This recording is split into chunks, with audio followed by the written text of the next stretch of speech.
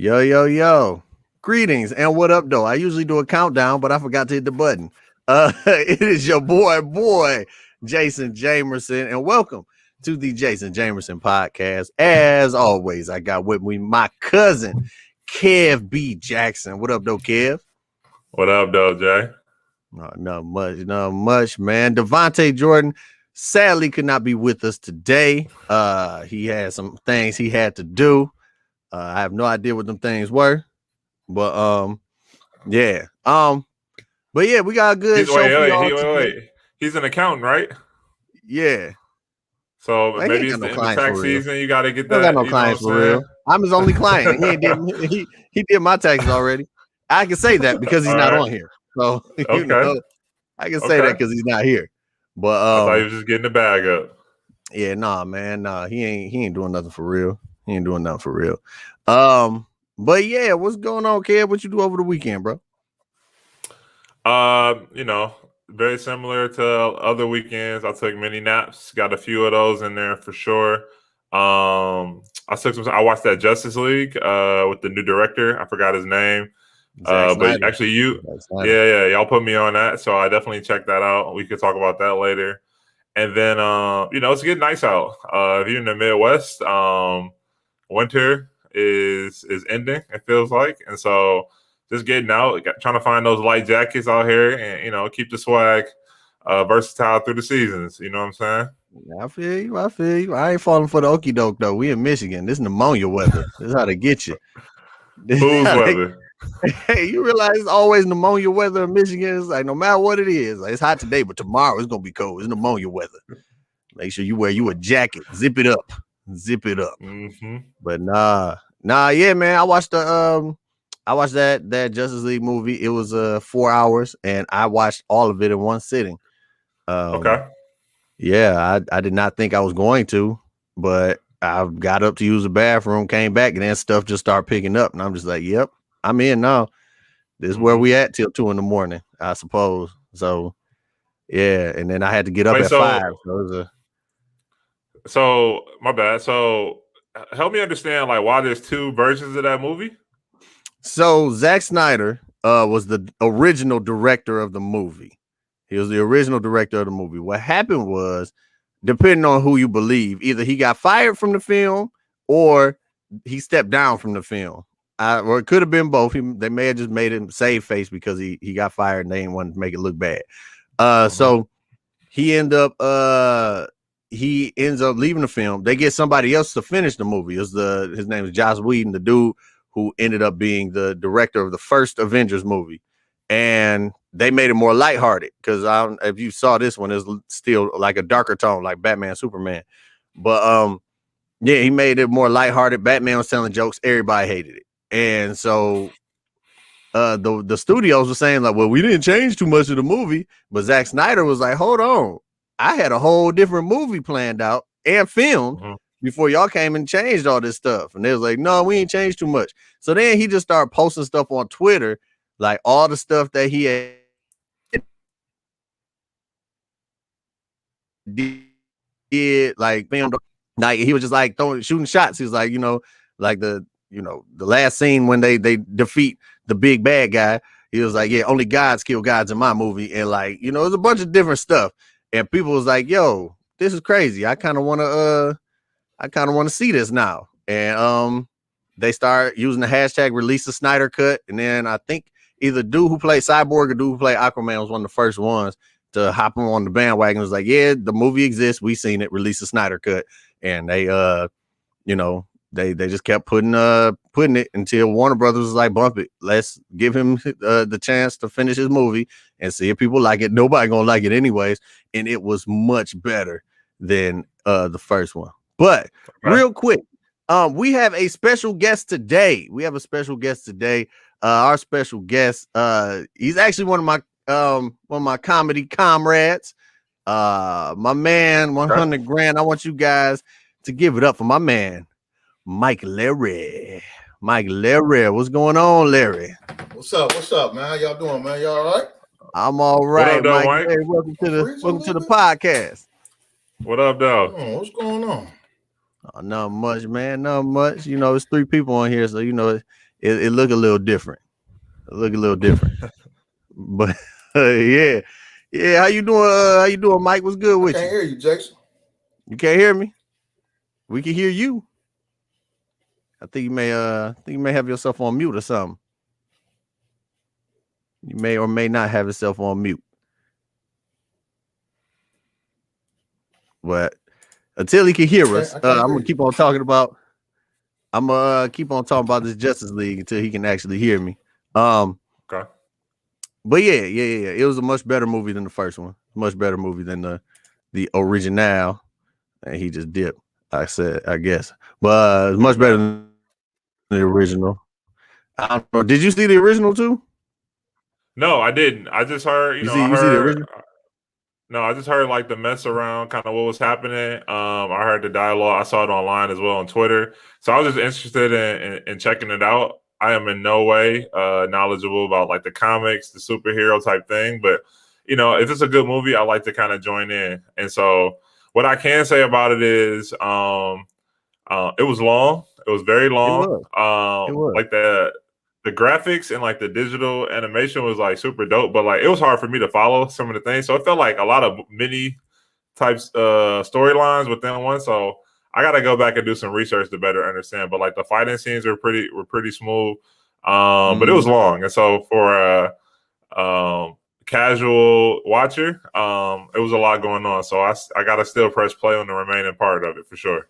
Yeah, well, I'm a nerd in every sense of the word, so I was into it. All you really just go back, watch Batman vs Superman, and it ties directly into that.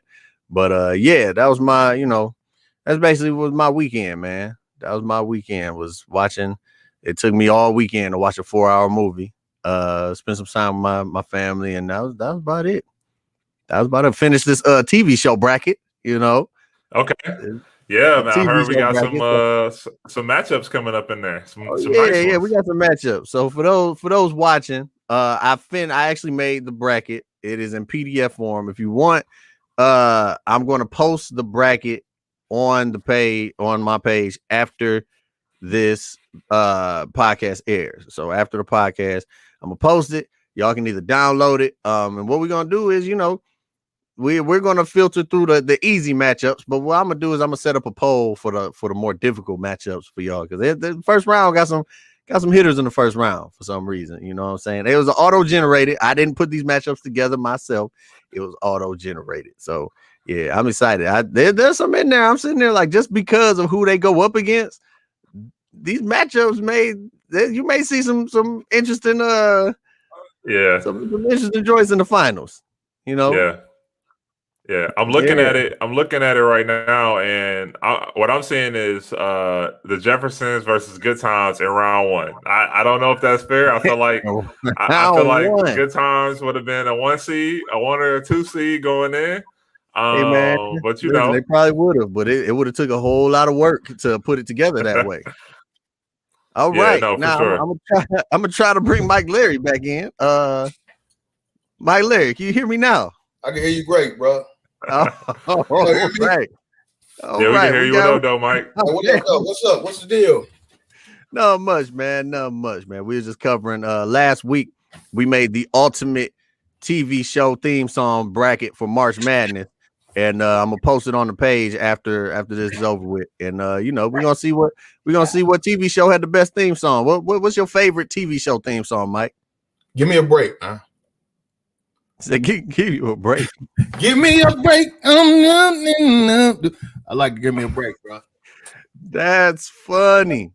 That unfortunately is not on the bracket at all. But what's the runner-up? What's my favorite, man? I hate MASH, because when MASH came on to make you had to go to bed. You know what I'm saying? Yeah, MASH made you sleep. Hey, I told him last week, because we used to go to my grandma's house on Sunday nights, and the MASH for Sunday nights was in the heat of the night, because as soon as that came on, it was time for us to leave. Yeah, so we knew we was there too late. As soon as in the heat of the night, it was wrapped. Time to go. It was time to go. That took place in the deep Mississippi too. In that show, they were going through it. I'm gonna tell you that right now. Man, I bet. Bet. Yeah. That was a serious show, man. That was a serious show. What so like you had choices already up or something? Yeah, so last week we had people chime in and they put, you know, what theme song they think should be on the list. You know, we ended up with 64 of them boys too. So we made a full bracket of theme songs. Like I said, I'll post it after this episode is done. I'm gonna post it up on my page. And if you want, you can download it, fill it out yourself, or just tune in and see how things progress as we go. But yeah, but no, for those who don't know, I'm gonna introduce them again because last time we couldn't hear when I introduced them. Mike Larry owes me $5, and that's why I brought him on the show. And so no. Oh man, like hold on, man. I publicly wanted him to give me my money. No, no, Mike Larry is one of the dopest comedians in the country. Is my comedy brother. You know, I done traveled with him, did 1.5 million shows with him, and this is my guy. You know what I'm saying? It seems like you got some more to say though, Jay. Come on, man. He said, "Give you some accolade." Hey, man, listen. He got one of the. He got more followers than I do on social media. You know, that may be it, Mike. He's talk about I'm saved. He's saved. He's saved, sanctified. I don't believe you know, I don't know about sanctified. I'm blanking. I don't know about sanctified, but I'm blanking. No, but Mike Larry, he used to run one of the only clean rooms in the city. One of the only clean rooms in the city that was strictly clean comedy. And Mike Larry was one of the comedians that I seen here in the city. Like I knew clean comedy was possible. However, in Detroit, I did not think clean comedy was possible because it was kind of, you know, it's rough here. You know, it was like, but Mike Larry was out there in these hood rooms, you know, having them singing Never Would Have Made It at the end of the night. So it was crazy. It was crazy. Thank you though, Jace, bro. I appreciate it, man. I know we be playing around, man. Thank you though, man. What's up, Kev B Jackson? Hey man, we out here trying to get it, trying to keep it. You know what I'm saying? Yeah. Wait, I got a question. So, you said clean rooms around the city. I didn't necessarily know there was a distinction there. Can you just talk about like how that came together? Kind of building that type of legacy and footprint within the city. Well, actually, the footprint was kind of already laid, man. It's a guy named Horace H.B. Sanders who hosted did clean rooms, and he was a clean comic. He's still doing clean comedy right now. And you know, after his room closed down, and years later, when I really dove into doing clean comedy, man, God put it on my heart to open a clean comedy spot, man, and not only to bring the comedy, also feed them as well, you know. And so yeah, that's basically how that kind of started, you know. It's God's vision, man. He gave it to me to execute it. You know what I mean? What does clean actually mean? Like where's the cutoff between you getting a little dirty, a little muddy? Ooh, it's a fine line, man. It's actually a fine line. It's because clean for me, I guess I've been thinking about this though, Jason, because I think it's like when we say we clean comics, I'm more of a I don't want to say Christian comic, you know what I'm saying? But at the same time, it is because clean can be still sexual gestures, and you know what I'm saying, and you know, like still certain so it's like just don't cuss, you know what I'm saying? Yeah, clean is like if you can put it on the Disney Channel and it's clean. Yeah, man. So mine's just a little bit different from that, man. Like, you know, you can really sit your grandma down, you know what I mean, and your kids down. It's more of a family type comedian, you know. Yeah, don't bring your granny around me. True player for real. Don't bring your granny around me.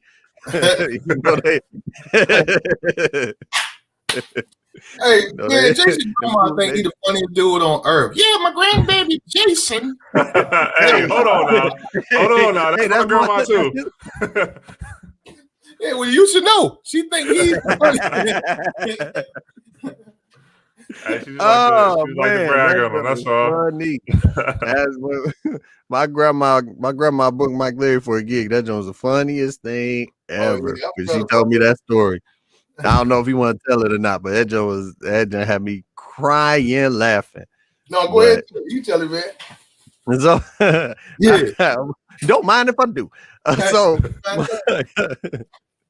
my grandma, the great Odell Jackson, Olio, she had told me she had booked Mike Larry for a show. She had got her friend had booked Mike Larry for a show, I think. Or did she book you for a show and then somebody else got you from that show? Yeah, well, she booked me for the Mother's Day event at the church. Mother's Day, they had a Mother's Day, like a brunch and an event at the church. And I got a chance to turn it out, you know what I mean? And yeah, so they loved it. Like it went super, super great. And oh yeah, man, you don't have to tell that story. I know a story you're going to. Because at the end of the day, man, we would have to literally tell the truth. And I don't know if this dude wants this stuff out here like this, man. Hey, I mean, we don't got to say no names. You know what I'm saying? I'm willing to say the name. I'm willing, man. Don't do that to that man. To say the name, man. I'll do it, man. Don't do that to that man. Cost you 6'9", this boy, man. Oh man. But yeah, so my grandma wanted to book me for the show.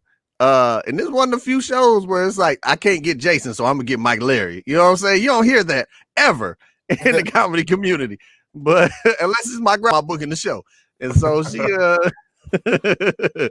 so she was like, Jason, I'm like, grandma, I'm being in LA at this time. I was out of town somewhere. She was like, all right, I guess I'll get Mike Larry. I was like, grandma, no.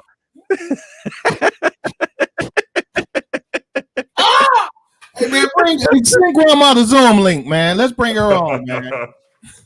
We got to get her on here one day. Get her on here, man. This might be her bedtime though. Grandma she got a minute phone. She can't even get on the she can't even get on here if she wanted to. Obama phone don't support it. But but yeah, nah. But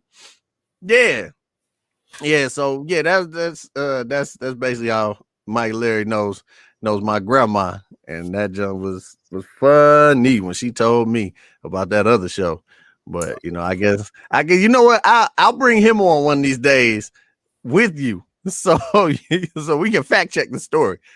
Yeah. Oh no, it's definitely all facts. He blew the whole jump shot, man. Like yeah, it's definitely all facts. But you know, neither here nor there. I mean, you know, it is what it is. There ain't much you can do about it. Ain't much you can do about it. But Kev, to answer your question, as far as clean comedy goes, like, you know, I would say I'm more of a clean comedian than I am a Christian comedian. You know, I have more jokes that, and not saying that Mike doesn't, but I have a lot of jokes that are that they push the line a little bit. Like I get close to the edge. I just don't go over it. You know what I'm saying? It's like one of them. My set is good at a club as well as a church without changing any words. You know what I'm saying? Because at the end of the day, funny is funny. So, you know, if it's funny, it is funny. Whether it's clean, dirty, whatever. If you can relate to it and you can laugh, it's funny. Mm-hmm. You know, and that's the way. Like Jason has, yeah, you do have a few little, you know, ones that teeter. And that's what I liked about you as, you know, a comic I've seen come, like you was able to take your material everywhere, such as myself. You know what I'm saying? Like, you know, and you don't have to. And I tell a lot of comedians that do clean comedy that, you know, your material should be able to go anywhere. You know what I mean? Comics, period. Like, you should be able to take your material anywhere, man. You should write your material where it can go anywhere. You don't have to, like, I've never been the one who really look at the crowd. I'm like, okay, this old folks, let me just think of all my old jokes. Or this church crowd, let me think of all my church crowd. Because to be honest with you, I may only do 2 church jokes. You know what I'm saying? Like, I got maybe two jokes that reference something about a church. Other than that, it's just family humor. It's about raising my kids. It's about my wife. It's about just regular stuff you see. It's about crackheads. You know what I'm saying, in the city. Mm-hmm. And, you know what I'm saying? My DTE being shut off, or a dog that pee on the carpet. You know what I'm saying? Like, or impersonations. You know, so that's that way. To me, if I can't go anywhere with my material, man, then I feel like I'm defeated as a comedian. To me, I want to. It's like having some nice clothes. Like, I want to be able to wear this anywhere. You know what I mean? Like, I want to be able to be anywhere I go, man. Not only just to church. I want to have all-purpose outfit. If I, some people only can just have one suit or one jogging suit. I like the all-purpose, man. I like, you know what I'm saying? I better go anywhere with my attire. Yeah. He said that one suit. Just get you a velour suit, man. That goes with everything. You can wear velour to church. You can wear velour to the track, to the gym. You know what I'm saying? You can wear it to the lodge if you old enough, going to the lodge. Yeah. That's why I'm waiting to get old enough to go to the lodge. I don't know where the lodge is, but I want to go there. To the lodge. You be like Fred Flintstone. Like the Flintstone. Lodge. Like Fred Flintstone. Like a Mason, man. I ain't know Fred Flintstone was a Mason, man. Fred, man. Oh yeah, yeah. That's the first one, man. Them big hats he had, man. Fred was a Mason, bro. Yeah, him and Barney, man. Man, that's crazy. I Yeah, never realized. What you do, man? What you do, man? So I'm a negotiator, and I do business consulting. So helping small businesses, particularly Black-owned and minority-owned businesses, just kind of grow, scale, and elevate. And then in my full time, I help executives negotiate and get deals. So if y'all ever needing for some deal making, holla at your boy. Man, hey, dude, I'm a negotiator. You know what I'm saying? Yeah, man. Yeah. We get results too. We get results too. Yeah, that's what's up. Boy, I like that, man. That's a cold little word. You know what? To know that that's a field. You know what I'm saying? Like, people, man, I've been negotiating all my life, man. Like, so you say you want 20 for it, bro? Come on, man. Let me give you 15. Right. I've been negotiating for a long time, bro. You know what I mean? So that's dope, bro. That's dope, man. Oh, yeah, this is my show, man. Go ahead, man. My bad. Y'all I got more questions for both of y'all. I mean, as both of y'all are comedians, you talk about kind of having sets and content relevant to people all over. Can you just talk about how y'all memorize stuff? Like, were y'all good in school and had good memories, or did y'all have to learn the memorization skills to be able to perform and really kind of connect with the crowd there? This for me or for Jason or who for both of y'all? Want me to go, Jason? Yeah, go ahead, man. I didn't go to school for nothing. You know what I'm saying? I went to school for 2 years for stuff that I didn't want to go to school for, and then I just stopped. And I ended up getting into. I actually was planning on moving to LA back in 2007, 2008, and with no plan whatsoever. I was just gonna be like, I'm going out there and I'm gonna act and be a star immediately. And I was in no way, shape, or form in a position to compete with none of these actors because I didn't look the way I look now. I at least have muscles now. I was a skinny with no hair, glasses. You know what I'm saying? Could barely put a contact in my eye because it was irritating them too much. And I had comedic timing, but I had no idea about real acting for real. So, luckily, it's just funny how my comedy career started. It's just luckily I ended up being on set on a movie that they were filming here with is a comedian named Charlie Newhart. I'm gonna get him on here one of these days.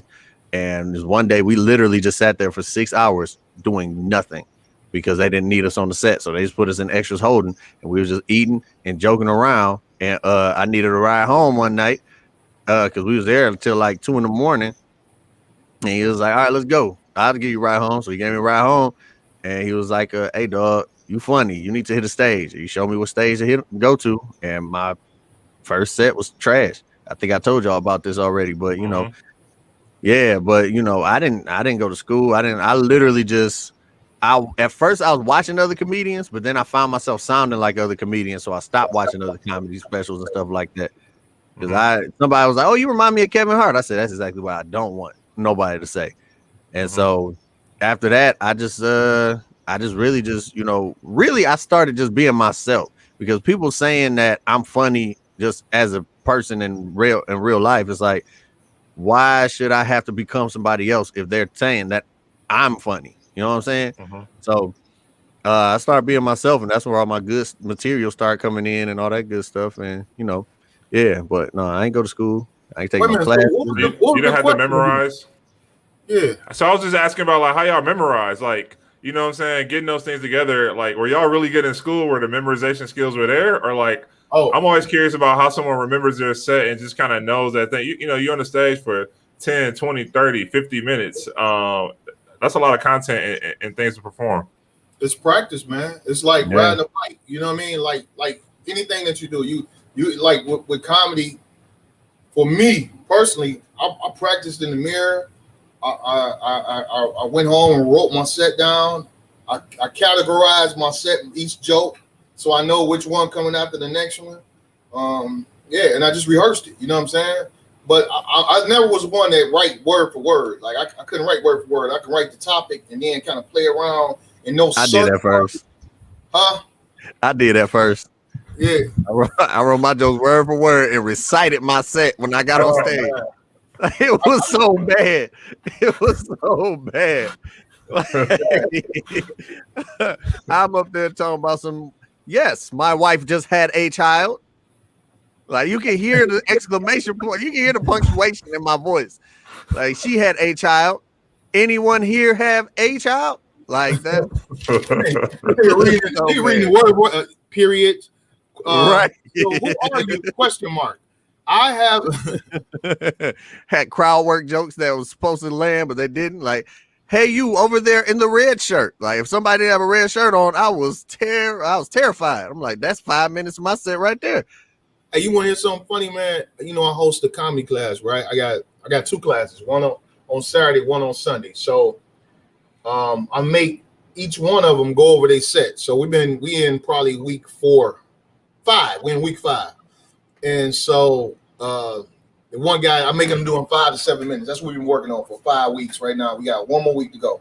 And so one of the guys, man, he done wrote his material as if he on stage, right? So he talking about some so at the end of his set, Jason, this dude gonna say, all right, boy, you know, he said they back there giving me the light, man. So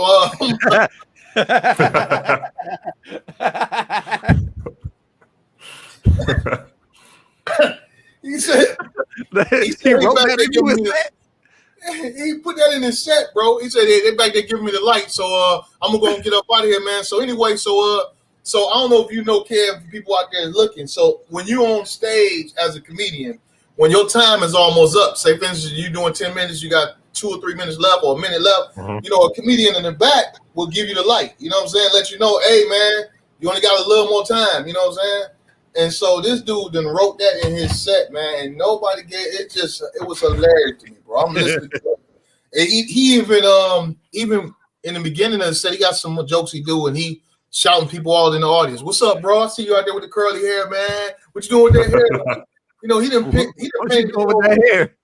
Yeah, hey, bro. But what's so funny is I don't stop him because that's his creativity. He's painting his picture. You know what I'm saying? Paint your picture, bro. That's what make you comfortable. Then do it, man. But it was just funny the fact that he said, "I'm listening to him do his set, bro." Dude said, "Hey, all right, man. I see Mike Larry out there giving me the light, man. So I'm about to get up out of here." So anyway, so I said, "Boy, hilarious, though." Hey, but low-key though, I can appreciate that for your comedy class because of the fact that you didn't stop them. One of my issues, and I've never taken a comedy class, so I could be completely wrong. This may not at all be how a comedy class is, but my perception of a comedy class is somebody telling you how to tell your jokes, and I'm like, it's almost like they're manufacturing raw. In my opinion, but not my opinion, my perception, because I've never taken one of the classes, and everybody I know who has taken the class was already doing comedy before they started the class, so it's really more so to fine tune, and it wasn't to get them started.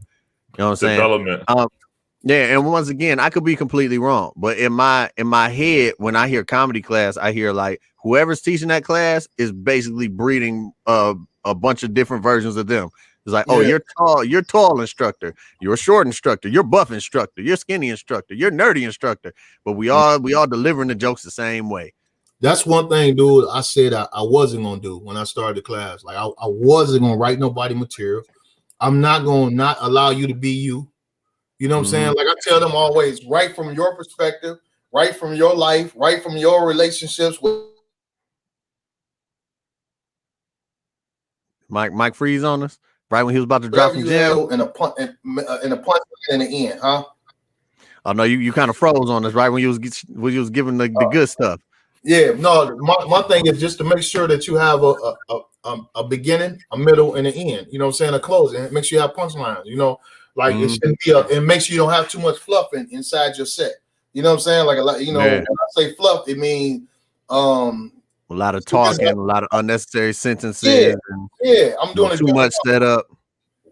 Why did the chicken cross the road? You know what I'm saying? Instead of saying why did the chicken cross the road? Oh, to get to the other side. You know, you saying, man, so I'm outside sitting on the porch and like I'm looking, the sky's blue. I'm with my boy Kevin. Kevin, like Virgo.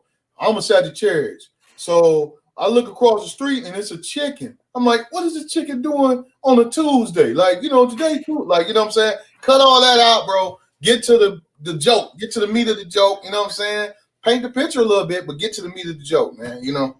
So that's my main thing. Yeah, you low key just made that. You low key just made it work though. Hey, I was trying not to, bro. I was like, bro. He said, "What's this chicken doing here on a Tuesday?" Yeah. As I was saying it, I was like, "Wait a minute, this could actually be fun." Maybe we should keep fluff. All right, keep fluff. I was wrong. That's funny. Keep fluff. I was wrong.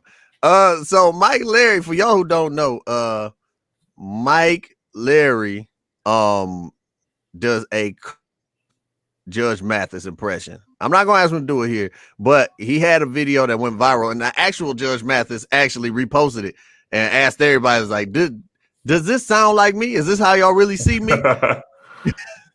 And so, like, Mike, what got you started on that Judge Mathis impression? I'm about to ask you that right now, right here. We about to figure this out. Hey, so you want to hear something funny, bro? Nobody has ever asked me that on no type of social media, nothing. The backstory of that is I went to a middle school called Cadillac Middle School on the west side. And we had this gym teacher. His name was Mr. Oliver. I was in 7th grade, and Mr. Oliver wouldn't. It was like he just didn't want to let us play. You know what I'm saying? Me and the fellas wanted to hoop, man. It was like he would find any reason not to let us hoop, right? And so he'll come in. So he'll be standing at the door while we walk in. You know what I'm saying? Everybody loud and playing. He'll go sit in the corner and read his newspaper, right? And then so he was like, I'm telling y'all better be quiet. He sounds just like Judge Mathis, bro. This is his exact voice.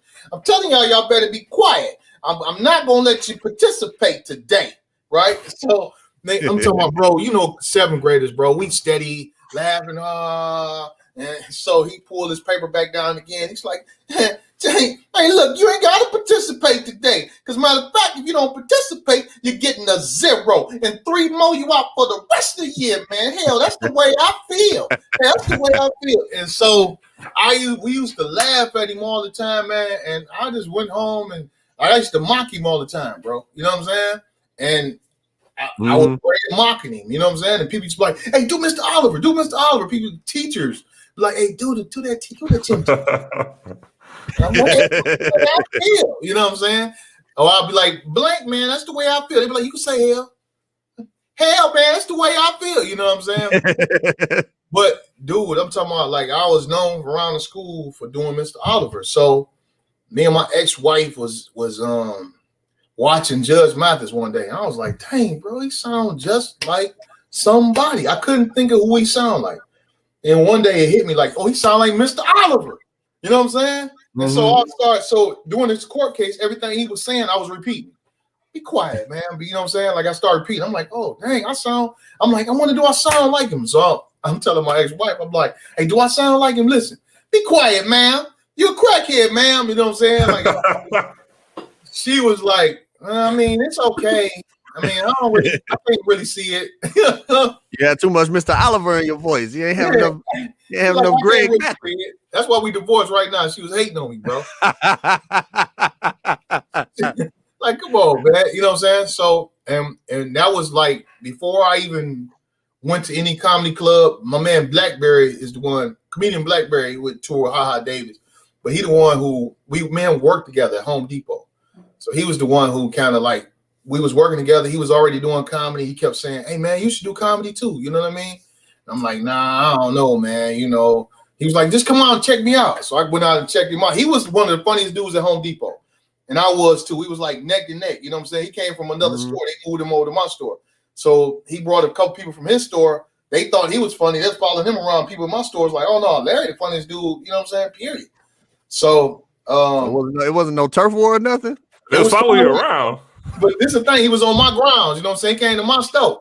You know what I'm saying? It was only him and two other people that came from his store. So it ain't, you know, whether he was funny or not, he wasn't gonna win. So I went and watched him, bro. And I'm talking about, dog, he bombed, bro. He was terrible. I was like, oh no, bro, this comedy ain't for me, man. I'm straight. Because if you know that means we gonna be like, I'm straight. And so he got fired for cutting somebody's hair, right? And maybe like wait, what? He was cutting somebody's hair in the bathroom, bro. Which Home Depot was this? On 7 Mile and Myers, man. Hey. He in there cutting somebody's hair in the bathroom, man. They was like, what you doing? The Home Depot. He was like, well, you know, he needed a haircut. It was like, all right, sign these little papers right here. Haircut that. You know what I'm saying? Trying to be a barber. So he took a haircut. Yeah. So, dude, he would keep in touch with me. After he got fired, he would call me every blue moon, man. This is back when just house phone. This is 04. So he called me every blue moon. He kept my house number, man. I'm like, yeah. He'd be like, man, you want to come out today? I'm like, nah, I'm cool, man. Got to work, blah, blah, blah. Fast forward 2 years later, I get fired. You know what I'm saying? He just so happened to call. I got fired on a Friday. He just so happened to call me on a Sunday. I'm sitting there like, dog, I don't even know what I'm about to do. You know what I'm saying? He like, man, come on, bro. I host this room called Mandy's, which is the room I hosted for about 6 years in the hood on 6 Mile and Coney. And he was like, man, come on, man. I host this room, bro. You can go up, man. Just try it, man. You want to try comedy? I'm like, I'll come out, man. I went out there. He tried to bring me up. Like, come to the stage, man. This dude right here. I'm like, no, bro. I'd rather have my stuff together. You know what I'm saying? I just come to watch. I'm talking about, bro, he called me. He tried to call me up and have everybody to clap and everything, bro. But you know, at that point, I was proud of, you know what I'm saying, that my father made me always stand. I was always my own man, bro. You know what I'm saying? I always stood my ground on whatever I felt. And I'm glad I did because I ain't go up that day, dude. So I told him the next week. I thought this was going to be a totally different story. Yeah, no. Next week I told him I'd go up. I thought you was about to be like, so I went up there and I just roasted him the whole time. The crowd went crazy. And ever since then, I've been Mike Larry. I've been Mike Larry ever since. I went on the stage, Larry Williams. I came down Mike Larry. I went home, man, wrote my set out, bro. And Judge Mathis was one of the jokes I wrote out. Judge Mathis and had like about 3 other jokes. And wrote it out and went up that following Monday and killed that boy. I got a stand ovation at Mandy's, bro. My very first time going on stage, I got a stand ovation, man. I ain't gonna say it was a bar, you know what I'm saying? So maybe about 5 or 6 people stood up. But yeah, that was my first time on stage. Yeah, man. I don't know. The first time I went to Mandy's was the one and only time in my comedy career. I definitely was not ready to be at Mandy's. You only went one time? I went twice, but the first time I went was the one and only time in my entire career that I got booed. And so as soon as they booed me, I was ready to fight. I said, who said that? Who said that? Like that was the rest of my set. Was it you? Was it you? And everybody was like, nah, man, it wasn't me. I don't know who it was. But then like a minute after that, you was just like, hey man, come on. Just you gave me the light. It was a wrap. But yeah, man. Yeah, second time I did straight, but the first time I was like, whew. Man, it's tough, man. It always been like that. It's always been super tough. It's they want the jokes right now. They want it. They don't want no long story. They don't want to follow you all the way to the chicken on the Tuesday, and me and him sit on the porch. Like they want, why did chicken go? Get to the other side. Like, give me the funny. You know what I'm saying? And so if you start the store, they like they attention because you got to think, bro. This is a bar, so they really here for comedy, but they really here to have a good time. They drinking, the attention spans is low. They talking, they keep forgetting that somebody on stage, you know, drinking. Yeah, man. I mean, hey, listen, bro. Hey, yeah. Oh, yeah, well, my man. Yeah, dog, you funny, bro. Hey, so you know what I mean? So it's a lot going on. Yeah. Yeah. So when y'all in the comedy game, y'all are learning, y'all thriving, y'all building networks. Can y'all talk about a little bit like how you learn the business of comedy and like how to navigate that or how you're still doing that? Go ahead. You want to go, Jason? No, go ahead, man. You the guest. I'm gonna say this, man, and this is what I just learned probably 4 or 5 months ago. Once you get to a point where you're funny enough. Like I've been doing comedy about 15 years, probably. I think 14, 15 years, something like that. I know it's in that area somewhere. But I was always worried about trying to get more funny. Like, you know what I'm saying? Like, okay, that's funny, but I got to get funnier. Then I got to get funnier than that. I can't travel. I have to get funny. And then, you know, it's about your business, man. Get funny. Yeah. But make sure your business is this, like 90% business. Well, I ain't gonna say 90%, 70% business, 30% funny, man. Like get your bit. I've seen people, man. Every comic that's super funny has watched people on Netflix, Comedy Central, any platform, and said, "Man, I'm funnier than him, man. How did he get that?" Look at the dude who played Eddie, the star in Coming to America, man. I mean, you know what I'm saying? Great job, bro. But you know, man, you don't gotta say great job. He ain't watching this. He ain't watching this. You don't gotta say great job. Man, tell us how you really feel. No, I said, who is this guy? I'm saying great job because obviously his business is great. Right. You know what I'm saying? Obviously, you know what I'm saying? Something he doing right. So good job on that end. But dude, come on, man. You know what I'm saying? Hey, unpack that for us. What do you mean by business? What are you saying? What needs to be in order for a comedian or for somebody to thrive in that way? Networking, man, approachable, personality, your hunger, your drive, you know, making phone calls. Like I was telling Jason when he was like, I'm about to do it full time, like at some point, this got to be your job if you really gonna take this. Like I've been doing comedy, been doing it about 15 years, probably been doing it full time, like 12 years of 11 years or something. You know what I'm saying? So, but in order to even stay relevant, to stay booked, I have to really put the work in, man. I really have to make phone calls. I really got to have a calendar, man. You know what I'm saying? I really got to be organized. I gotta have a board up top. Like, you know what I'm saying? Like you this is you got to treat it like a business for real, man. People like, man, how you get all these shows? But it's because I'm hustling. It's like I'm making calls. The shows that I do, I make sure that I do a great job. So they call me back the following year. I build relationships. You know what I'm saying? Mm-hmm. Yeah, it's the professionalism of the shows that you do get on, because you know you can be funny and be super unprofessional, and they will not call you back.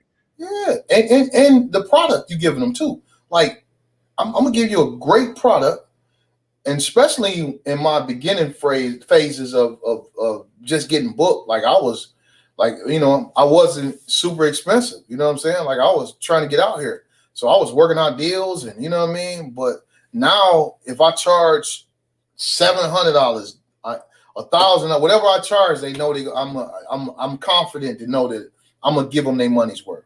I know that they're gonna feel like, oh, okay, I got my money's worth, and that's the kind of point you want to get to. Like some people like, man, I charge 700, like, but are you giving them a $700 show? Do you feel good with them leaving saying, oh, I'll book them again and give them another 700, or I might even give them an extra tip? You know what I'm saying? Like if you're not feeling that confident in your show and your product, man, then don't charge them that. Charge them what you feel like you're worth. And what you feel like you're worth isn't bad wherever you at. 200, 150, wherever you at the time is not bad. Work on getting better so you can charge what you want to charge and make the customer satisfied. And that way that relationship will never go void. You know what I'm saying? Yeah, and another thing that I heard a long time ago, this went with when I was acting more, but it still applies. Everybody says, "Oh, it's about who you know." It's not about who you know. It's about who knows you. You know what I'm saying? You can be name dropping people all day, but if they be like, "Who? What good is that gonna do for you?" You know what I'm saying? Um, my I did my side of the business slightly different, only because, and it was really more of a product of the circumstance I was in.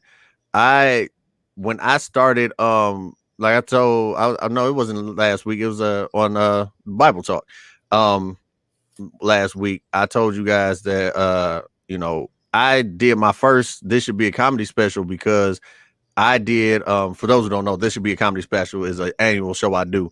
I've been doing it for 4 years, and what I do is I take some of the comedians that are here in the city of Detroit that usually like they're just as funny as the comedians that will come here on tour, like the Mike Epps, Kevin Hart's, all them. I wholeheartedly believe that, and I put them on. I produce a show where it's in a theater type setting, where it's like a comedy special if you were to go see them. And so the whole reason I did that was because when I came into comedy and I saw how funny people were here in Detroit, I was like, this needs to be seen. And it's like, nobody else was doing it, so why not me? You know what I'm saying? Like, why shouldn't I just put that out there? But then I got to a point where I'm trying to get better, but I'm still, my wife is like, you never at home. I'm like, well, I got to get better. I gotta tell these jokes. You know what I'm saying? I ain't trying to be out here packing trucks all day, you know what I'm saying, for the rest of my life. My back hurt.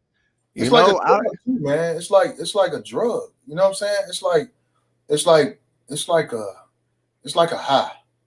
Like if I never been on real drugs or no drugs at all for that matter. But from where they describe it, it's something that you desire, something that you think about a lot, and something that you just feel like you gotta have. And it's a feeling you get when you're on stage. You know what I'm saying? When the audience, when you putting out something that you created and they receiving it and showing you that they like it, giving it back to you, it's like, yeah, it's amazing, bro. Yeah. And so, what I had to do was I was like, all right, I'm going to just start controlling when I am and when I'm not going on stage. So I started my own show. Bunker's Pool Hall. And, I was there for like 2-3 years. But what I did was I said every Wednesday night, and it was more so a deal I had to make with my wife. I was like, every Wednesday night, I'm going to be there. You know what I'm saying? Or every other Wednesday night, I'm going to be there. And, they were gracious enough to let me run that show for about 2 years. But by that time, I had created the relationships with the other comedians here in the city, you know what I'm saying, to where, like, I gave them stage time, they're willing to give me stage time, or either that or I was just funny enough for them to be considered to get stage time, you know what I'm saying? And from there, just start picking up like that. But the business side of it is all about relationships, you know what I'm saying? It's about the relationships and actually having something to give. Like Larry said, it's not about, once you get funny, you're funny enough. Because at the end of the day, what I've noticed over the last few years, people just want to be entertained. You don't got to be the funniest person. But if you're entertaining enough, you can go. I say The Rock is not the best actor, right? The Rock is not the best actor. Dwayne Johnson is not the best actor on this planet. He's not that really. He's a decent actor at best, but he's entertaining to the point where he's the highest grossing actor in the world. You know what I'm saying? So, like, people want to be entertained. You can be funny. That's a bonus, though. You know what I'm saying? The funnier you are, the bigger the bonus. But people just want to be entertained at the end of the day. And especially in this day and age, man, with the internet comics, and you know what I mean. Like, it's different. It's different now. At one point, like in the 90s and the 80s, it was about in the early 2000s. It was about who the funniest on the stage. It was like who like can't nobody follow this dude. You know what I'm saying? Mm-hmm. Now it's like what Jason said. It's about being entertained. I did a couple of shows. I wouldn't call it a tour, but every time he come to, this a well-known Instagram comic who do a lot of traveling, man. And he booked me, like, when he come close to the city, whether it's in Ohio, Toledo, or in the city, they put me on the show, right? and he's more of an he's not more. He's an internet comic. You know, we do a lot of skits and stuff like that. But he got a major following. I'm talking about, you know what I'm saying, a major, close to 1 million followers, right? Dude, come here, and they called me to do the show. I'm talking about, man, I was in my bag. I destroyed the show, bro. I'm talking about, they was falling out of their seats. Like, it was one of the ones where, like, Steph Curry, you just can't miss. Like, anything I was shooting up, it was just like, oh my God. Like, I was on my live after the show. It was on there talking about how much funnier I was to him and all that. Like, you know, all that stuff that people say. But I'm gonna tell you this, dog. I knew there was no way he can follow me. He knew. But you know what, bro? Them people came out there for him. They did. They came. Them not my people. I killed the show. Them were my people. After I got on stage, after they did all that standing up and dying and falling out the chair, they was like, okay, you ready for such and such? It was like, yeah. I'm about to bring outside. You ready? Yeah. So, okay, where you from? We from Chicago. Where you from? We from Milwaukee. Like, people was driving to come see this guy, bro. Dude went up and he got his skits is cool. You know what I'm saying? He do characters. They cool. But, dog, they were dying. Like, you know what I'm saying? Like, they was like we come here for this guy, man. Not you, bro. You cool. Yeah. My family. Like, you know what I'm saying? This who we build a relationship. We follow his page, man. This is why we build a relationship with him. You know what I'm saying? Now he's funny. He's been working on his set. Now he's funny. So he done made his jokes catch up with his characters and with now he's a whole package. It took him a couple years to really get it, but now he A1 now, man. But I'm saying that to say it's all about like, even with social media, you got to find who like you. Like, let the boy not find, but people who like you will find you. Yeah, you put the content out, but it's gonna be people who like you gonna follow. It's gonna be your fan base, man. And that's one of the biggest problems a lot of comedians have, is accepting that they fan base is not the fan base that they want it to be. You know, because I know for a fact I didn't, though. When I first started doing comedy, I had no intention of being a clean comedian. Like, I wanted to be, you know, I didn't want to be like all the way, you know, way left, because I always said I wanted to, you know, I wanted anybody in my family to be able to come to my show and not cringe when they're there. But then one of my first shows, my grandma came and I had a joke. I had a joke about self-pleasure, and she was laughing the hardest in the back. So I'm just like, wait a minute.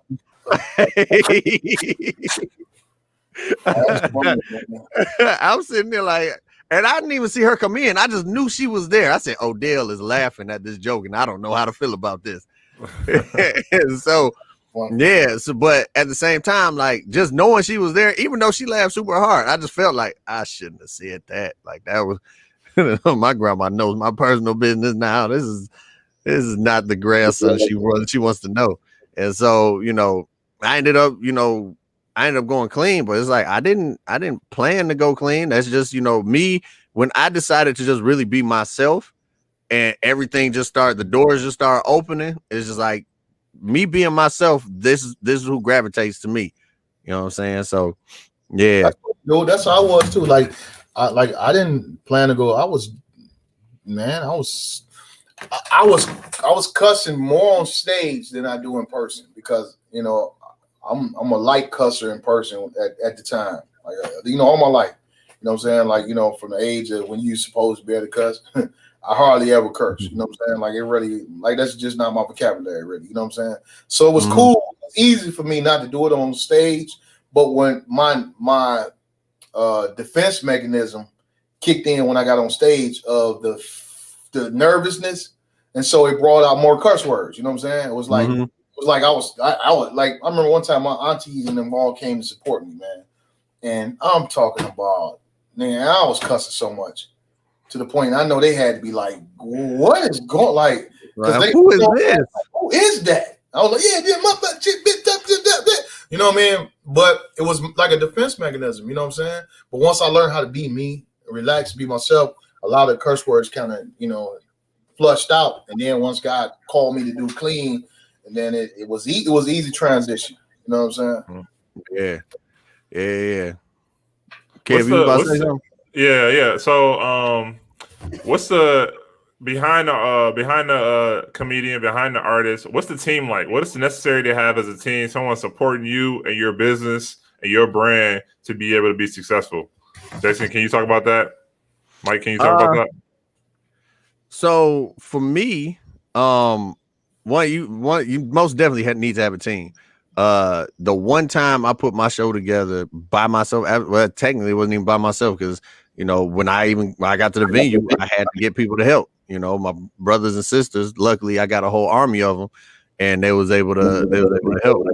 But you definitely need a team of people. Like one of the key things for me is having other comedian friends that you can talk to about some of your jokes or whatever, that know your comedy. Because there's a lot of comedians that I know that like, oh man, you should say this at the end. It's like that's not my brand. That doesn't go with me. Like, oh, they try to tag, oh, you should say it like this. I'm like, that's not even how I talk for real. You know what I'm saying? So it's like, the comedian to keep you in check. Definitely need that support system. You need, people that are supporting you. Because there's like comics don't, especially first starting, it's not a very lucrative career, and you will want to quit very quickly if this isn't something that you love for real. And for me, it was less. I didn't necessarily need as much support as and when I first started as I did. I didn't need discouragement. You know what I'm saying? Like I knew what I wanted to do. I just didn't want nobody getting in the way of it. Like, you don't gotta be behind me pushing, just don't be in the way. I don't want to trip over you. You know what I'm saying? Now support is greatly appreciated and necessary, specifically financial support. So if you guys are liking this show, if you are enjoying this show that you're watching right now, I'll put my Cash App in the comments. But but yeah, support. My team is typically I'm the center of my team because I am my product. You know what I'm saying? Nobody's going to represent me better than I am. So if I'm doing the show, I have no problem putting my feet to the ground and be like, listen, I need sponsors. I need money. I'll go into places and find the money myself. But then, just having people you can trust, you know what I'm saying? Like a lot of people, I know there's a lot of people who get upset because I put a lot of times I got my core group of, comic friends that I put on a lot of my shows. But that's because either one, they put a lot of money in my pocket when I first started, or I know that, if I don't have a budget for whatever it is I'm doing, I know that they'll be cool with it, and they know that I'm gonna hook them up in the long run. So, that's true. Me personally, I do a lot of the stuff myself. I'll ask for help when I need it. But I have certain people I already know that will help me out. I got that support system that actually believes in, I believe in me. And so I got some other people who believe in me too that can, that help me out. What about your team? What's your team set up like, Mike? Well, my number one person is my wife, man. Like I know without a shadow of doubt, I couldn't have done this without her and her. Like, my wife is special. You know what I'm saying? Like I'm talking about, bro, I can be out to 2 a.m. every blue moon. I ain't saying all the time, but she's not gonna be tripping like, so what you hustle? Like, it's never about nothing other than the fact that she just trusted me with this comedy thing. Like, she trusts me, man. And that to me goes a long way. It makes me, besides the fact of God first, not, playing around, you know what I'm saying? But the fact that she trusts me so much and me not wanting to mess that up is what just, it's like, it's perfect. You know what I'm saying? I'm talking about, like, bro, like with her, man, and even with the finances, like we had trouble in certain periods in our relationship, where I had to be in some too, you know what I'm saying? Because I'm like, I felt like she was trying to take my dream away, like, and not Christmas and like, I'm like, so what you want me to do? Like, I'm never going to be a dude to work at the factory. I'm not going to be that dude, you know what I'm saying? And if you want that dude, then you got to get the dude who work, like this one we was dating and And so she was like, I'm not saying that. Like, I'm saying if you're going to do this, do it. Like, because I was doing it a little bit. And I was, I was doing it, but I wasn't like getting my t-shirts and I wasn't like really taking it like a job for real. And like, I wasn't trying to travel. I wasn't like, she like, if we're going to jump off the cliff, let's jump off the cliff. Right. Don't halfway with me. You know what I'm saying? Like, I want to believe in you, but I want you to do it. You know what I'm saying? So we had a little spat. Like, man, we broke up and everything off because I didn't understand that point. When we got back together, she understood where I was coming from. I understood what she was. We needed that. And then later down the line, we ended up getting married. But that her and my kids, man, because I looked at the fact, that's the thing, bro. I've been doing comedy all of their high school, some of their junior high, you know what I'm saying? Like, this is a lot of years, man, where they had to not have as much or maybe have some. Like, they had to ride this roller coaster of my dream with them, you know what I'm saying? Like, with me, you know what I'm saying? And so they some of my biggest fans, my biggest support system, man. And then I got comedy friends, and I had to learn to relinquish some of the stuff. Like, I can't do everything myself. I had the biggest one-man show in the city period I had, and I was 6 years in the game. I had at Renaissance High School. I had like 600 people there, man. But everything I did it. I sold the tickets, and now I made the calls, and even down to the point where I'm backstage getting ready to go on stage, and people come back, hey man, hey Mike, such said, do you got his tickets? And you know what I'm saying? Like, it kind of messed my show up, you know what I'm saying? Because I was trying to do everything myself. You know what I'm saying? I didn't put people in and what's funny is even to this day, I got people that want to do this and want to do that. And I'm feel like, I don't know if you're gonna do it right.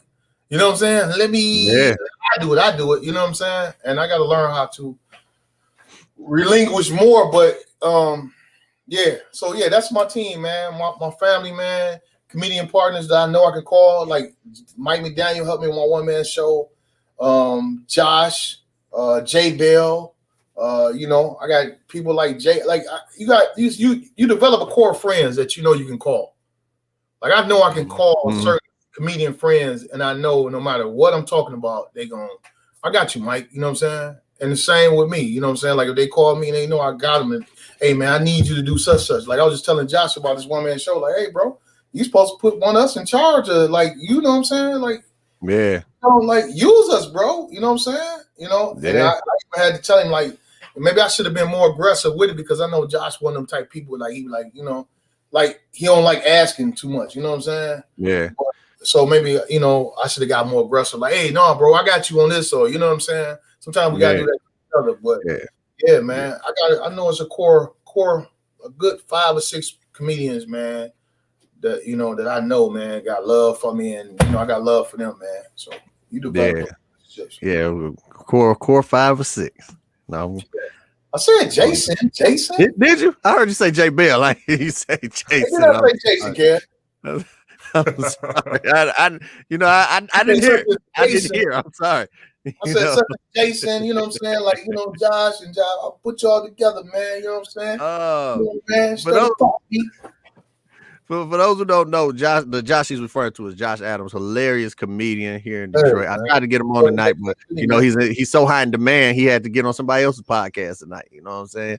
So yeah. So speaking of that, man, let me go, man. I gotta I'm playing. And Kev was like, hey, hold on, man. Right. All right, before we go, I like to always get like a little, viewer interaction going. You know what I'm saying? So and just something that we can ask. So real quick, I'm gonna try in 10 minutes between the 3 of us, we gotta agree on it. We gotta come up with the Mount Rushmore of black actors. Black male actors, the Mount Rushmore of black male actors. We'll do females at a later date, but the Mount Rushmore of black male actors. So Mount Rushmore only got 4 people on it. Got 4 people on it. So who's we gotta agree. We got 5 minutes to come up with so Denzel on this Mount Rushmore. Oh, yeah, he's definitely on that. He's definitely Denzel on there. All right. Kev, do you agree too? Sidney Poitier. Is Sidney Poitier on there, Mike? Sydney, you know, hold on, man. Let's come back to City, man. Let's come back to Sydney then. I feel like it wouldn't be no Denzel without Sydney. Let me just say that right now. I mean, that's true. That's true. But you know, that's right. Let's go. He right, man. I mean, but at the same time, not saying Sydney was bad, but I'm just saying that's just like saying, you know, I don't even know who the first person who touched the basketball was, but you'd be like, ain't no Jordan without him. But don't nobody even know who he is. How you know how you know if he was even good? You know what I'm saying? Right. So I don't know, man. I'm just on this whole thing with the people saying that, you know, you got to have him or else he wouldn't be here. Like, I guess. I think we gonna use a Jordan analogy. That's like Dr. J. You know what I'm saying? So like, I mean, yeah, that's true. That's true. But you know how many? When you put Dr. J on the list of basketball players, is he in your top 4? No. Until Jordan came. I said on your basketball list now. No, he ain't on there. You know what I'm saying? Because I mean, we got plenty more actors to go. So I mean, if y'all want to put him on there, we can put him on there. Or I'm presenting him. Man, let's look at. Keep going. I mean, let's go through. Let's go through and let's see. All right. Morgan Freeman. We're talking about male actors, right? Yeah, just black male actors. Is Morgan Freeman on the Mount Rushmore of black male actors? Oh, I'm gonna put him in the queue with Sydney. Yeah. All right, Samuel L. Jackson. Nah. No. I mean, it depends on who we got to choose from, bro. I don't want to pick one of them and then you say. I guess we can take somebody down if need be. But you know, one of them three got to go. One of them three got to go in there. I would say Sidney Poitier. We got Samuel Jackson, and then who else we just said? Morgan Freeman. Sidney, man. Sidney did a lot, man. Sidney was doing his thing back in the, you know what I'm saying? So now you was the one who shelved him in the first place. Because didn't Sidney got he got something? What did he get? I mean, everybody got awards these days, man. I got an award. I got a Lifetime Achievement Award, man. Everybody got them awards these days, man. Sidney, bro. You gotta go. All right, Sidney. We got Denzel. We got Sidney. Jamie Foxx. Is Jamie Foxx on there? Wait. I will put Will Smith in front of Jamie Foxx though. Oh, you know what's funny is this whole topic. This topic came up because of a conversation I had, and we're gonna have to take this conversation to a different day. Where we were doing is it Will Smith versus Jamie Foxx? And I ain't want that conversation gonna go too long, so I ain't want to do that. But yeah, so y'all putting Will Smith over Jamie on the Mount Rushmore? Definitely. Mm-hmm. All right, so we got Denzel. Whoa. Forgot about Jamie with Will catalog too long. Go ahead, bro. We good. Will got a whole bunch. He got a whole bunch, but is all of it quality? I don't know if y'all seen Gemini Man, but I ain't seen Gemini Man, but I mean, so here's my thing. Here's my thing. I mean, you go with I say this. I would put Will on the Mount Rushmore over Jamie because he's more entertaining in his catalog. But as far as a better actor goes, like when it comes to the talent of acting, I would take Jamie Foxx over Will Smith. I would say Jamie's a better entertainer. Like he does it in acting because he's able, very similar to how you're on stage. He's able to use other elements other than just like his physical persona acting. He can use his voice in different ways. He can there's a level of dancing. Like he has he's just multi-talented, you know. These are all true, but I feel like when it comes to seeing him on screen in a movie, I'm seeing Jamie Foxx's acting is more believable, more consistently than Will Smith's is. But a lot of times Will Smith does a lot more, and I didn't realize this, but he does more comedic acting than Jamie Foxx does now. Like Jamie Foxx, when he first came in, he went from comedian to comedic actor to doing the serious stuff. But Will Smith consistently throughout his whole career has been doing comedic stuff, which you know, comedy is so risky because sometimes it's funny, sometimes not. A movie may flop. You know what I'm saying? Just because, you know, somebody just may have written it bad. But you know, when it comes to like if you put best role versus best roles, like the top 5, and you go believability of them, you know what I'm saying? Like Ray versus Ali, or freaking law abiding citizen versus what was that movie Will Smith was in? Not law abiding citizen, the soloist. I don't know if y'all seen that movie with Jamie Foxx and Robert Downey Jr. Was Jamie good. Foxx, he ain't had no eyebrows in that movie, bro. He sacrificed a lot to play in that movie.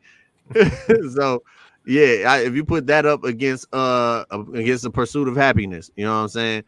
Acting wise, like I would say Pursuit of Happiness's acting was better than Ali's acting, in my opinion. Yeah. So, you know, I would take Ray over Ali if you're going biopics. If you talking about the acting, yeah. because he did Ray so good. He did Ray so good that they started booking him to perform Ray Charles songs. Yeah.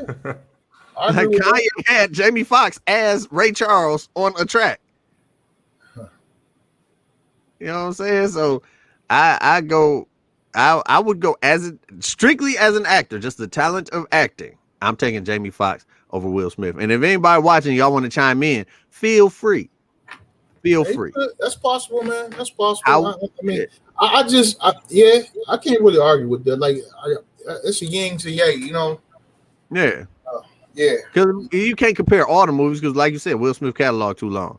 And at the end of the day, just because of what he's done, the impact he's had on, you know, acting and you know, being one of the better rappers to So which one had the better show? Oh, I'm taking Fresh Prince over Jamie Foxx show. All day. All right. All day. So I would put like I said, I put Will on there on the Mount Rushmore just based off of what he's done, his catalog and all that stuff. But you know, when it comes down to like, you know, the talent of acting, I'd take Jamie over Will. So we got Will and Sydney. We got Will, Sydney, Denzel. Okay. All right. So we only got room for one more. Will Sydney. James Earl Jones, Don Cheadle, Cuba Gooding, Morgan, Danny Glover. Dang. What's my man's name? Giancarlo Esposito. Who we got to choose from? You got the list still or no more list? I can roll them off. So Lawrence Fishburne. We got Eddie Murphy. We got Forrest Whitaker. I said Cuba. Terrence Howard is on this list as well. They have Bill Cosby on the list. Michael Clark Duncan. Ozzie Davis. Michael B. Jordan. Ving Rhames. Wesley Snipes. They got Richard Pryor. Tyler Perry is on this list as well. Spike Lee. Ice Cube. Louis Gossett Jr. And then they got like Chadwick Boseman. Morris Chestnut. My man Lou Gossett. Wesley. That was before your time. You said The Rock earlier. You don't know nothing about Lou Gossett, Kev. Nah, they got Sammy Davis on here. You know what? Based on the list, I don't really see. Based on the list, this is where I give I'll give a nod to either Sam or Morgan. To slide up in there. Yeah, I'm going Sam because if Will Smith is getting on off his catalog, Sam got to get on there off his catalog. Hey, I'm about to say, yeah, we got to put Sam up there. I think. Listen, Sam done got ate by a shark. He been a Jedi. He done killed snakes on the plane. He been Shaft multiple times. Mm-hmm. You know what I'm saying? Like he's a crackhead twice.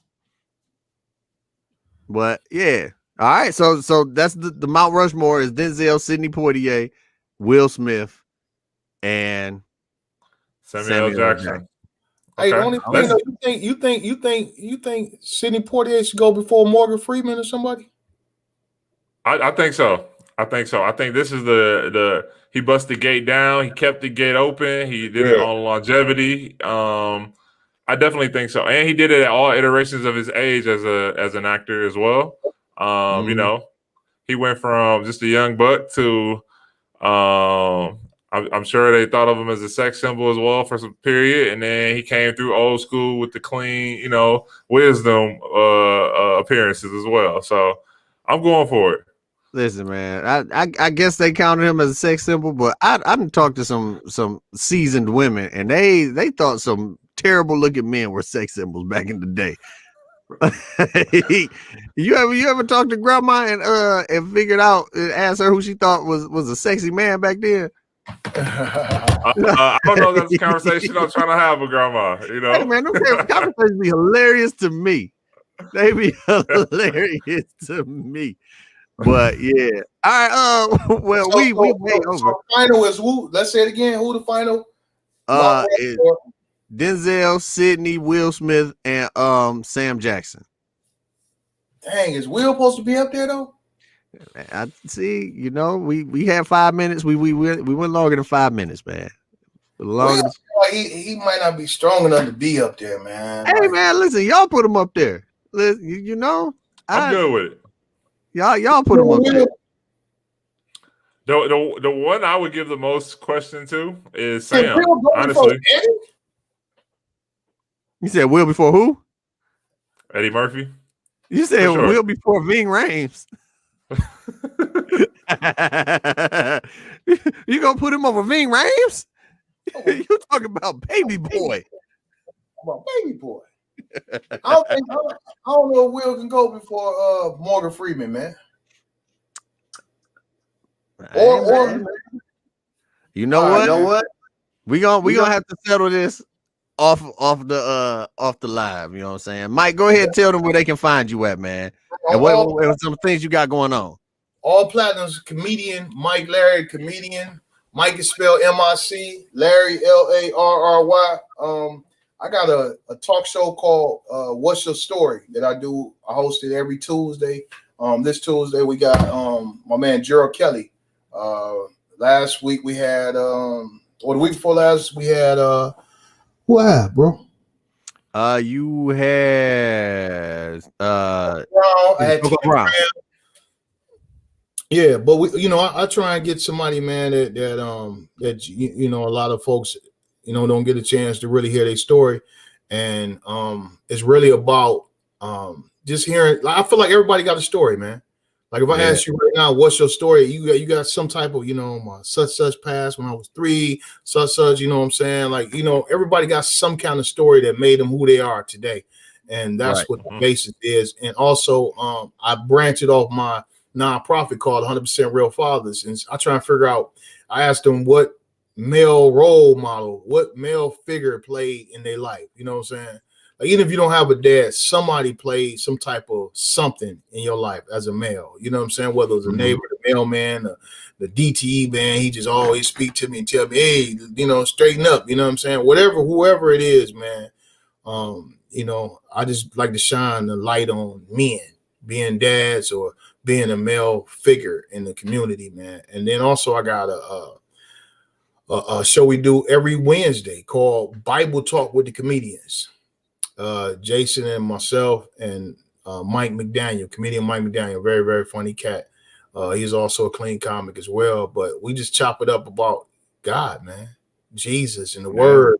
And then we talk about everyday life along with it, so it's a mixture. So you get in the field of the word. We break down the scripture, kind of give our point of view or perspective on the scripture biblically, not just because of my own feelings, what I feel about it, but what the words say about the scripture. How can we line it up in our lives? You know what I'm saying? And so that's what we talk about, man. And we talk about everyday life, man. And different jobs that we have or life and kids and whatever it is, man. But it's kind of dope. And other than that, man, I got a few shows coming up with Rodney Perry on the 28th, with Tiffany T-Bar, me, her, and Rodney Perry on the 28th, man. And so we got some dope stuff coming up, man. So everything is on my page, comedian Mike Larry. Once you click there, yes, sir. You heard it here first. I'm gonna be on What's Your Story. Kev, what you got going on? So y'all can follow me on Instagram at Hercules Jackson, on Twitter _Kev B_. And what I got going on is if you need negotiation help, support, if you're growing your small startup or business, hit me up. I got you in the resources. I will connect you with my network, and we elevating. Hey, hold on, bro. Baby. Before we go to you, Jason. You say Hercules? At Hercules Jackson on Instagram. Yep. Okay, where you get that name? Where did you do that? Hey man, it's a long story, but we strong-minded, we build, and we going for strength, baby. That's all it is. Jackson's in the name. All right, cool. Yeah. Like Jason should have the name. You know what I'm saying? I don't know. He look like he live more. Hey man, I'm Samson, baby. I'm Samson, baby. You know what I'm saying? Mental perspective. I got you. Yeah. Like that. Yeah. Yeah. So that's been it, ladies and gentlemen, man. So tune in next week.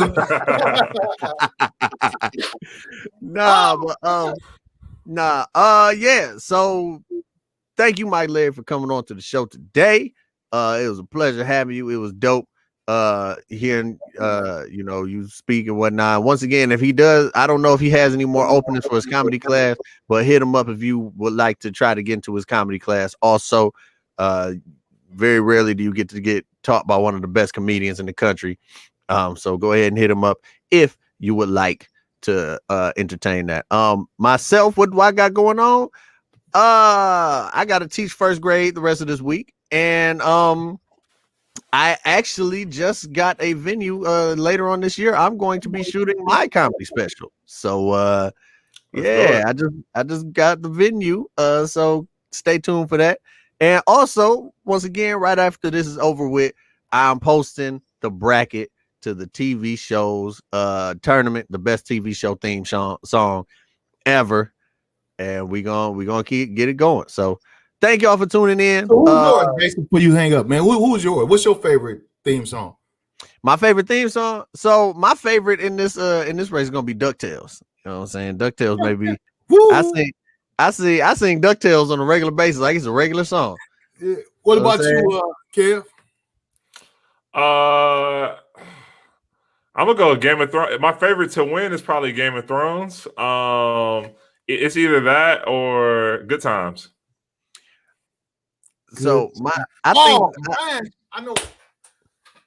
I'm gonna tell you this. I think the fans and the people voting are gonna vote for the Power theme song. I think that's gonna end up winning. Oh yeah. What about Moving On Up? That's on there.